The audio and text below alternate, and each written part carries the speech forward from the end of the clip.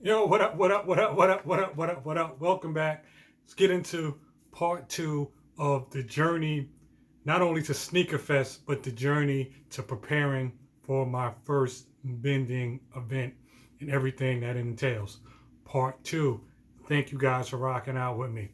And I apologize in advance for the camera, the focus hunting. I guess I've been using, for most of those videos, I was using my camera phone just because it's more portable and really wasn't a good idea. But it was more portable and the battery lasted a little bit longer than my digital SLR. But let's get it. Let's rock out.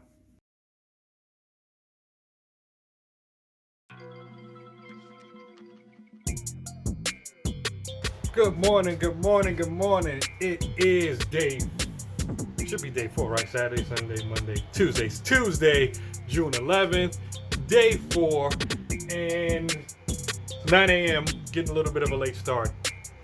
Because of that rain yesterday, it was driving me crazy that I could only do but so many screens. I have about 16 screens to still clean. I mean, they're 280 and 230. Don't necessarily need them for this upcoming convention, but I just hate having them over there not ready to use. So I've been looking at drying cabinets, and part of being a home-based business, home-based shop, and this townhouse is great. I love it. They take care of everything on the outside. I don't have to worry about the brick or the stucco outside. I don't have to worry about the roof being repaired, snow being removed. They take care of everything outside, but because it was built such a long time ago, it only has the one entry. I wish it had a back entry where I could just take my screens outside and or easily bring deliveries in without coming through the front door, through the through the vestibule, living room, angling it to come down, downstairs. I just wish there was another way. Back door would be great. So I don't have that. So said all that to say, in looking for a drying cabinet, definitely I have to look at the dimensions, and most of them, because my front door is about 35 inches wide, no problem. I can get any of them in. But the door to the basement is only about 30 inches, 29 to 30 inches, and therein lies the problem, because the smallest one I can find is from Vastex, and it is 29 inches. Well, the smallest dimension is 29 inches, but then it doesn't have a digital temperature readout. It has like a knob, and I have to take the temp gun and look in. Like, if I'm gonna spend all of that money on it, might as well have a digital readout where I can set it to 95 degrees, 100 degrees, and it'll let me know when it gets to that temperature. I don't know, maybe I'm bugging. It just has like an old school dial from low to high with numbers in between. I really don't want that. I mean, I might do it, but I did reach out to them anyway and just asked, do they have a version for 120 volts? Because when I had the electrician, I didn't go higher than 120, which I should have done.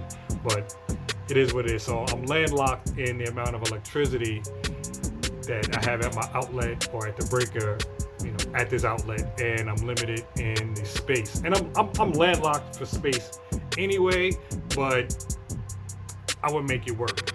And it stopped raining, so it's still a little cloudy outside, but I can get some of these screens clean. So what I'm going to do today is, because the screens I coated last night or yesterday evening around 4 o'clock, still drying, hasn't been 24 hours, technically I can use them. I can do what I need to do with them technically, but they're going to stick to the transparent film, and it's not worth it. I'd rather wait for them to fully dry to give them the full 24 hours. Again, why I was looking at a drying cabinet, even though I won't get it necessarily for this job, but you know what? I'd rather just have it so I can throw my stuff in there. I think with a drying cabinet, after I get the emulsion on it, it'll dry in like 20 minutes and it's ready to use. I mean, just the turnaround time is worth the money to me, because now I'm sitting here. But I still have stuff to do. So I have, out of the 8 jobs I have to do, I just have to print 3 films. Just have 3 films to print, and then after I print those, because the screens are drying, I'm going to clean those 16 screens. Set them outside. Like I said, it's a little cloudy, but it's a nice little breeze, so that maybe the breeze will get them somewhat dry. And yo, let's do it.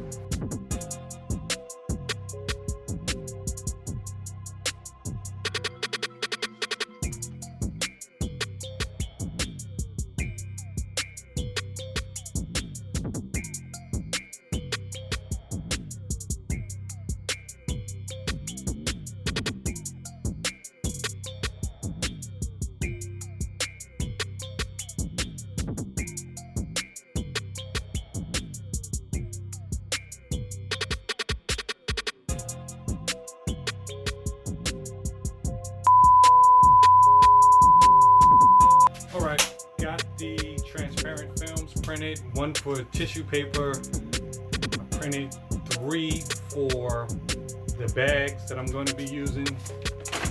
These white bags, so I have my logo and the website address front and back. I'm going to do that also. And then what I need to do now is, one of my favorite inks to use is Permaset Super Cover, because number 1, it's a water-based ink, so you don't need as much chemicals with it. You can pretty much wipe it down with water, and it's really opaque, meaning you don't need to underbase it. But so it's bright, it's colorful, it looks like plastisol. But one of the problems with it, because of being a water-based ink, this ink or the pigments in it, it dries out so quick. So I use it on my not my one color job. So I pretty much use it when I'm doing one-off prints. So if someone orders off Etsy, if someone orders off of Etsy one shirt, I pretty much just go to the super cover. Don't need to mix anything. And one of the designs I'm doing, the cash only design that I'm doing for the wave runners that I'm bringing to the convention, it's one of my best sellers. I sell tons of them, and I use the super cover with it. 5-color design. I don't feel like mixing any ink for this one. I mixed ink for some other ones. I don't feel like mixing anything. The standard super cover colors are perfect for it, but again, it dries out so fast. I'm a little nervous about trying to print 10 shirts with it as I wait for them to dry and go around, and because if I leave it in, for a perfect example, maybe about less than a year ago, maybe about 6 months ago, I was printing a job before I took my son to school, and he just wanted some more milk in his cereal, something like that. I ran upstairs, poured some milk in, came back down, and the ink was literally already dried in that screen, and I was gone for about maybe 2 minutes. Like, it really dries really quick, even flooding. So I'm giving this product a try. I bought this when I first got into Super Cover, never opened it, never used it. This is their ink retarder, and you're supposed to mix in a little bit of this, and it's supposed to keep the ink wet. I'm actually not going to mix it in with the ink. What I'm going to do is I'm going to put this in a spray bottle. You guys remember I went to Home Depot day 1, I think. Got some spray bottles. So I'm going to mix this 50-50 in the spray bottle. So I'm going to put some water in there, and I'm going to mix equal parts of this. And when I print that design, I'm going to give it a shot. They said the recommended way, instead of mixing it in with the ink, is to spray the screens, let it sit for 10 minutes, soak in, wipe it down, and then once it's not dry anymore, then you can start printing, and it should have the same results. So we're going to see, because I really don't want to mix colors for that, and I want to get all 10 of the shirts done without mixing. So let's get to that.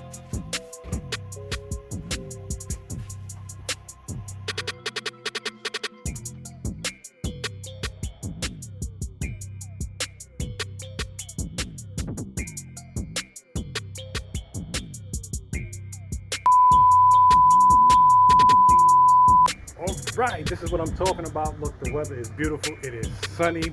Got these screens out here getting dry in the sun and in the breeze. So as long as everything holds up, I should definitely be able to start printing tomorrow. So I'm going to take these screens in about an hour, and I'm going to coat them with emulsion.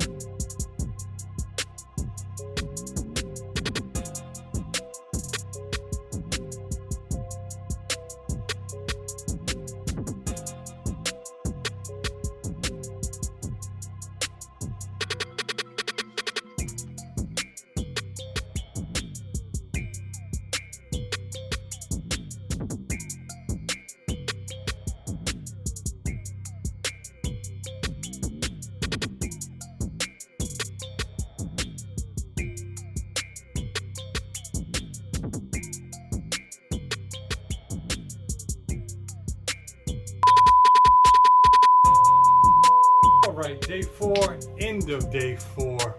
Pretty much done as much as I can do. You guys you guys saw today. What you didn't see was I had to go pick up my son, my youngest son, 3-year-old, take him to karate.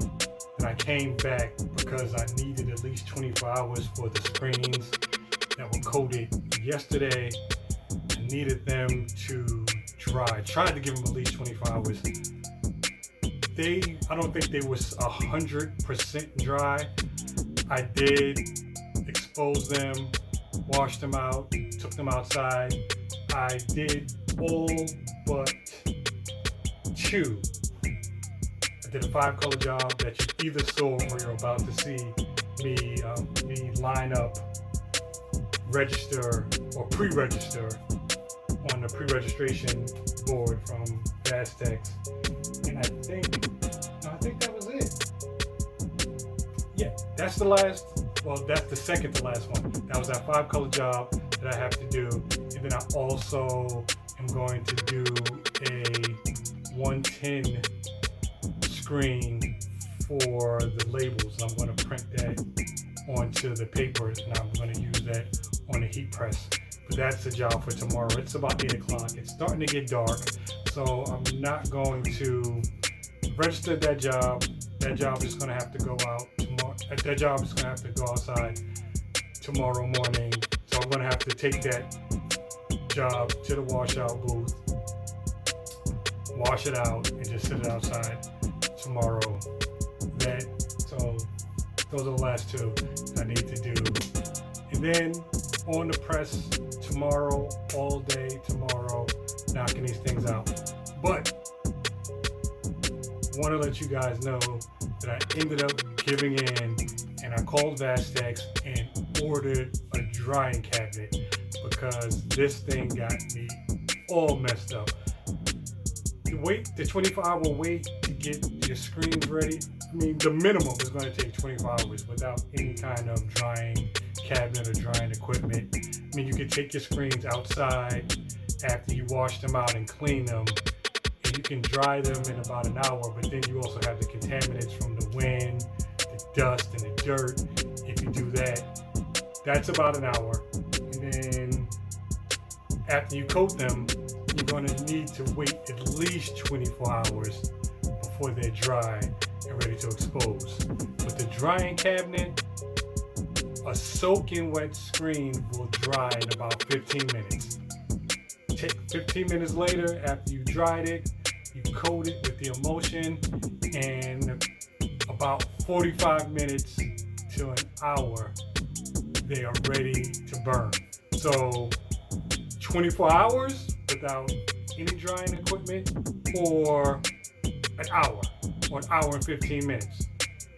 I don't know where I'm gonna put it, where it's gonna go, but then again, I had no plans on buying that exposure unit. So I don't know where it's gonna go. I'm gonna find a place for it and get this stuff turned around. So that's the end of today. See you guys on day 5.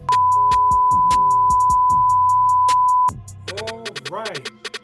Sorry that we had to stop a little early, but again, I wanted these videos to be 15 minutes the most, So I had to condense it. And keep in mind, I recorded every day for 8 days straight, all day long. So it's a lot of video to condense, and it was a lot of video to go through. So, but I really did try to capture the best moments. See you guys for part 3.